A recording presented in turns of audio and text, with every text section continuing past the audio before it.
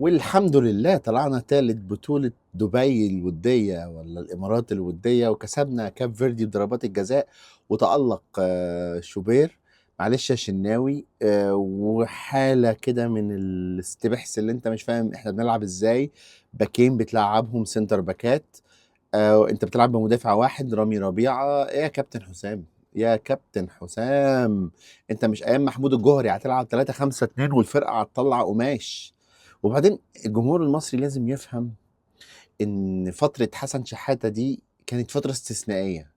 ده حصلت كده معجزة كونية، زحل خبط في عطارد، فحصل ان شوقي غريب وحسن شحاتة كانوا هما اللي ماسكين العيال دي من ايام ما كانوا ناشئين، ففاهمينهم كويس، ودخل عليهم الجيل بتاع مانويل جوزيه واتضربت في الخلاط، طلعت لك المنتخب ده. ورغم ذلك لان المنظومة بايظة، ربنا ما أرادش إن إحنا نوصل كأس العالم، ولأن كان في تسييس للمنتخب الوطني كمان أياميها، ما وصلناش كأس العالم.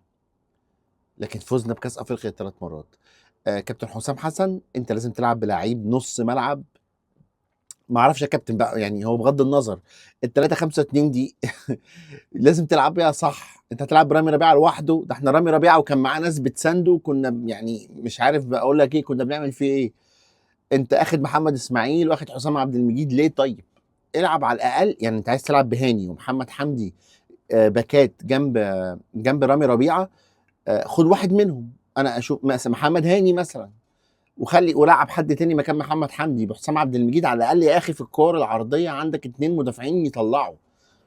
وبعدين طريقه فتحها يا ورده وقفلي يا ورده دي، نص المعملين نحرك من اليمين للشمال ومن الشمال لليمين، ومستني الوينجات، وتلعب كور عرضيه. هو ايام الجوهري عايز يلعب بطريق السعيد ومحمد عماره ناحيه الشمال، ويعملوا اوفرلاب لبعض ويرفعوا الكوره بس انت ما عندكش مهاجم اسمه حسام حسن.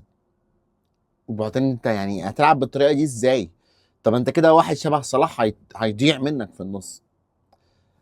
العب طبيعي، والنبي والنبي العب طبيعي. اما لا تلعب 3-5-2 صح، انك ضاغط من قدام، دي قدام فرقه شبه المغرب ولا السنغال هتتخيط. ولو عديت مثلا وصلت لدور الثمانيه وكملت لكاس العالم، مش هينفع تلعب كده كاس عالم، لان لعيبتك ما عندهاش اللياقه البدنيه اللي تلعب بالطريقه دي وبالضغط المتقدم اللي انت عامله يا كابتن حسام. انت ما بتدربش الاتحاد وما بتدربش المصري، اللي هو كنت بتقدم حلو في الاول عشان في حاله حميه واللعيبه ماشيه معاك وتمام، وها وهي، وبعد كده بقى خطتك بتنكشف، مفيش اي ابداع فني، مفيش اي جمل. فكابتن حسام احنا واقفين في ظهرك، احنا سنتين وفرنا على المنتخب 3 4 مليون دولار كان هيلهفهم مدرب اجنبي. وبعدين يا جماعه لو ناويين تجيب مدرب اجنبي، والنبي بلاش كيروش، بلاش كيروش. الراجل ده ما كانش بيقدم كوره، هو ما لعبش الا ماتشين، ماتش المغرب وماتش كوت ديفوار، وكان بيلعب على الهجمات المرتده وكسبنا. فارجوكم، ارجوكم بلاش كيروش. ما عملش اي حاجه مع اي منتخب تاني، هي نفس طريقه الدفاع الممله. ما هو يا هر هر يا تر تر. فاتمنى من الله، اتمنى من الله يعني لو هتجيبوا مدرب اجنبي يبقى واحد شبه كولر، عارف افريقيا وقاعد اهو مش ما بيشتغلش، ودرب منتخب النمسا، ويعني وعمل ايه؟ ده كان طالع اخد بيهم المركز العاشر على العالم في التصنيف، وقدم بيهم احلى اداء في كاس العالم. فاللهم بلغت اللهم فاشهد. اعمل لايك وشير وسلام.